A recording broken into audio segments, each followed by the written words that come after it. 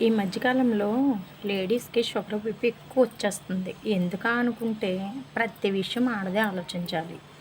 బయట వర్కింగ్ చేసుకోవాలి, ఇంట్లో పిల్లల్ని చక్కబెట్టుకోవాలి, సంసారానికి తెల్లారితే ఏం కావాలి అన్నీ ఆడవాళ్ళే చూసుకోవాలి. అలాగే భర్త జాబ్‌కెళ్ళిన తర్వాత ఇంటికెప్పుడొస్తాడన్నది ఆడే ఆలోచించుకోవాలి. ఆయన ఎటెళ్ళిపోతాడా? ఏ ఆడదాని ఎనకాల ఎళ్ళిపోతాడా? అని మనమే ఆలోచించుకుంటాం. కూరగాయల రేట్లు పెరిగిపోతే అయ్యో! ఇంత రేటా? అని మనమే ఆలోచిస్తాం.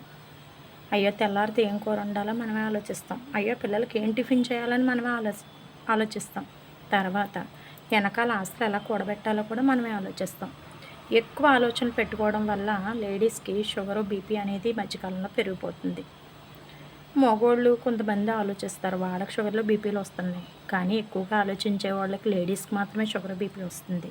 షుగర్, బీపీ వచ్చినంత మాత్రాన షుగర్ వచ్చేసింది అది ఇది అని ఏం ఫీల్ అవ్వక్కర్లేదండి. అంటే మనం ఎక్కువ ఆలోచించి ఫ్యామిలీకి 95% మనమే ఎఫెక్ట్ పెడుతున్నాం కాబట్టి మనకి షుగర్, బీపీలు వచ్చేస్తున్నాయి. మగోళ్ళు కొంతమంది ఎఫెక్ట్ పెట్టే వాళ్ళకి షుగర్, బీపీలు వస్తున్నాయి. కొంతమంది ఎఫెక్ట్ పెట్టకపోయినా వాళ్ళ అదృష్టం అది. ఏ షుగర్, బీపీ రాదు వాళ్ళకి. కానీ అన్నీ ఆలోచించి నిత్యం టెన్షన్ పడతా ఎలాగా తెల్లారితే ఎలాగా ఏంటి అని ఆలోచించే ప్రతి ఆడదానికి కూడా షుగర్, బీపీ బహుమతి ఇస్తున్నాడు దేవుడు. ఏం చెప్తాం? ఒక చిన్న మాట.